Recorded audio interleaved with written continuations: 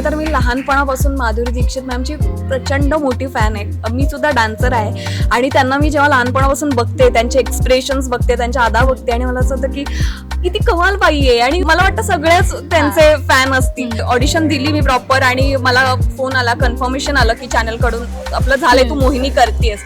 मी नोकरी करत होते याआधी, जेव्हा मग मला सगळं कन्फर्मेशन आलं, मी नोकरी सोडली, पण मी सगळं एन्जॉय करते, मजा करते आणि तितकाच प्रेमाने आणि समाधानाने काम करते. पण खूप रहस्यमय आणि कमालीचा भूतकाळ आहे मोहिनीच्या आईचा, शालिनीचा.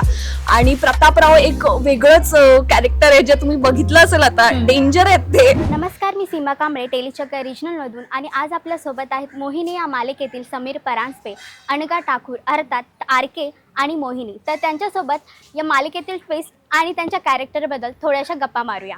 चला तर मग. नमस्कार. Welcome to Telechakra. थँक्यू. तर मालिकेच्या ट्विस्टबद्दल तर आपण बोलणारच आहोत. तर सर्वप्रथम आम्हाला तुमच्या कॅरेक्टरबद्दल जाणून घ्यायला फारच आवडेल. टायटल मोहिनी आहे, त्यामुळे मला असं वाटतं हो. मोहिनीपासून सुरुवात करूया. मोहिनी आतापर्यंत सगळ्यांनी बघितलं असेल, ऑलराऊंडर आहे, गोड निरागस मुलगी आहे, आईबाबांची काळजी घेणारी आहे, पण तितकीच धाडसी आहे. मी जर फाईट सिक्वेन्स बघितले असतील आणि अजून तुम्हाला फाईट सिक्वेन्स बघायला मिळणार आहेत, त्यामुळे बघत राहा सिरियल. तर असे खूप मजेदार ट्विस्ट आहेत आणि हे ऑलराऊंडर कॅरेक्टर करायला प्रचंड मजा येते. ती एक मेकअप आर्टिस्ट आहे. अशी जी माणसं असतात जी कुठलंही काम अगदी मनापासून प्रेमाने करतात, त्यामुळे त्यांना त्याच्यात यश मिळतं. तर अशी मोहिनी आहे. ती मेकअप करते तर ती तिचे 100% देऊन ते करते, त्यामुळे ती एक उत्तम मेकअप आर्टिस्ट आहे. आणि सध्या ती आर.के.च्या द सुपरस्टार आर.के.च्या फिल्म सेटवरती मेकअप आर्टिस्ट म्हणून कामाला लागली आहे. तर मग खूप फिल्मी गोष्टी घडत आहेत आता सध्या, ते तुम्ही बघतच असाल आणि नक्कीच तुम्हाला मजा येत असेल मोहिनीला बघायला, अशी मी आशा करते.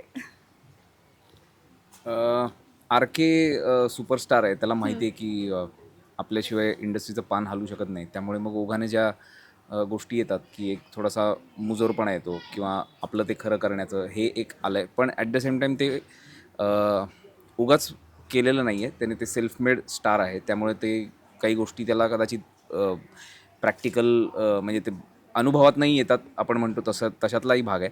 त्यामुळे तसा तो आहे, तिरसट आहेच. माणसं त्याला नको आहेत, पण ती का नको आहेत मला असं वाटतं की आता पुढे जशी मालिका पुढे जाईल तसं कळेल की हे असं होण्यासाठी पण काहीतरी कारणं असतात ज्यामुळे माणूस असा होतो. कुणालाच असं एकटं राहायचं नसतं, पण नको माझ्यापासून आता किमान 50-100 मीटरच्या माझ्या पेरिफेरीत कोणीच नको असं वाटावं. म्हणजे फक्त फिजिकल पेरिफेरी नाही, इमोशनल पेरिफेरीसुद्धा त्याला कोणी नको आहे. तर तसं असण्याचं काही कारणं असतात. सो ती काय कारणं आहेत हेही तुम्हाला बघायला मिळेल, पण साधारण हा तसा आहे. आणि दरवेळेला होते असं की काहीतरी कर्मधर्म संयोगाने किंवा आता कथेची गरज म्हणून मोहिनी त्या सेटवर आहे आर.के.च्या फिल्मचं जिथे शूट चाललं आहे तिथे. आणि दरवेळेला काहीतरी होत आहेत आणि आमचे 5 क्रॉस होत आहेत आणि ते जरा इरिटेशन लेवललाही जात आहे. काही वेळेला हा अपमान करणं किंवा हा हेतू नसला तरी ते त्याच्यावर बोलण्यात आहे, म्हणजे बोलला आणि अपमान झाला असा तो प्रकार होतोय. त्यामुळे त्या स्वभावाप्रमाणे बऱ्याच वेळेला पाणउतारा करून झालाय. पण पहिल्यांदा त्याला कोणीतरी असं दिसलंय की थोडं त्याला नॉन प्लस व्हायला होत आहे, त्याच्याकडे उत्तरं नाही आहेत त्याची. सो असं एक थोडंसं आमचं आत्ता या लेवलला सुरू आहे. आणि जशी जशी मालिका पुढे जाईल तसं तसं जसं तिने सांगितलं की तिचा एक वेगळा प्रवास आहे, तसाच आर.के.चा एक प्रवास आहे. आणि मग हे म्हणजे 2 वेगळ्या ग्रहावरची माणसं ज्या वेळेला एकत्र येतील किंवा तसं काही सिच्युएशन तयार होईल त्यावेळेला ते काय होणार, हा सगळा प्रवास तुम्हाला बघायला मिळेल मालिकेत. तर तुमची ही पहिलीच मालिका आहे आणि तुम्ही मोहिनी म्हणजे अर्थात आपल्या माधुरी दीक्षित यांच्या खूप मोठ्या फॅन आहेत आणि अर्थाने मालिकेचं नाव देखील मोहिनीच आहे. तर त्याबद्दल कसं ते कनेक्शन झालं की मोहिनी फॅन? आणि तर तो जेव्हा तुम्हाला पहिल्यांदा ही सिरियल ऑफर झाली तेव्हा सर्वप्रथम काय वाटलं? पहिले तर मी लहानपणापासून माधुरी दीक्षित मॅमची प्रचंड मोठी फॅन आहे. मी सुद्धा डान्सर आहे आणि त्यांना मी जेव्हा लहानपणापासून बघते, त्यांचे एक्सप्रेशन्स बघते, त्यांच्या अदा बघते आणि मला असं होतं की किती कमाल बाई आहे. आणि मला वाटतं सगळ्याच त्यांचे फॅन असतील आणि कदाचित कधीतरी लहानपणीच मॅनिफेस्ट केलं असेल मी हे.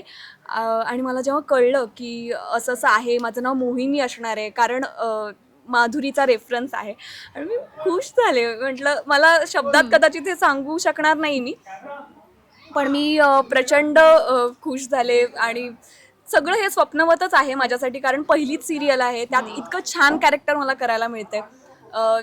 ती कलाकार आहे, मोहिनी एक कलाकार आहे आणि त्याच्यामध्ये सुद्धा ती जरी फाईट सिक्वेन्स करत असेल तरी सुद्धा ती तेवढीच गोड आणि निरागस आहे.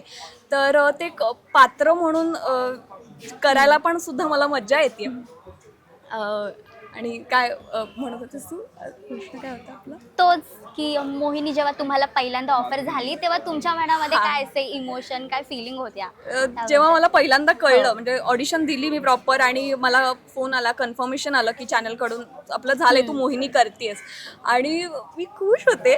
पण असं बऱ्याच इंटरव्ह्यूजमध्ये ऐकायला मिळतं की आदल्या दिवशी काहीतरी होतं आणि कॅन्सल होतं. तर मग मी म्हटलं नाही, मी लगेच खुश नाही होणार आहे, पहिले शूट सुरू होते.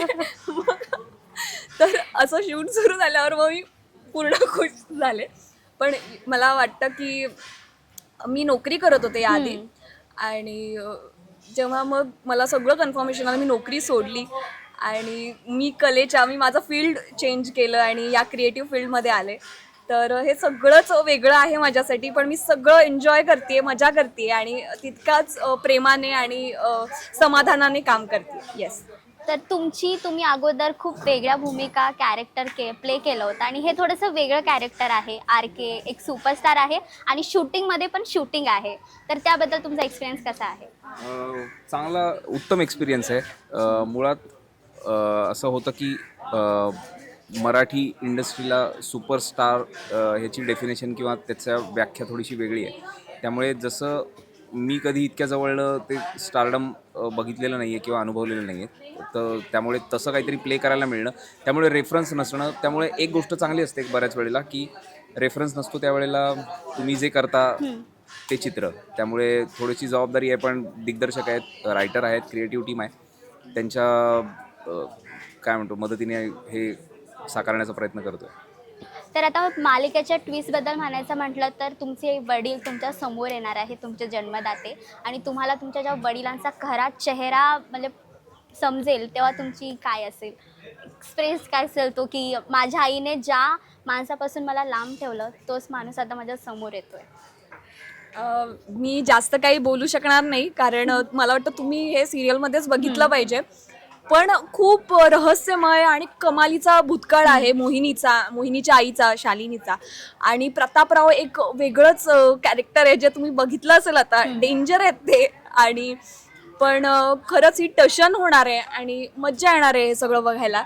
मला स्वतःला करायला मजा आली, ती गोष्ट वाचताना मजा आली, आणि नक्कीच तुम्हाला बघायला मजा येईल. तर नक्कीच बघत राहा. मोहिनी रोज संध्याकाळी 7:30 वाजता फक्त आपल्या कलर्स मराठीवर. Thank you so much. थँक्यू.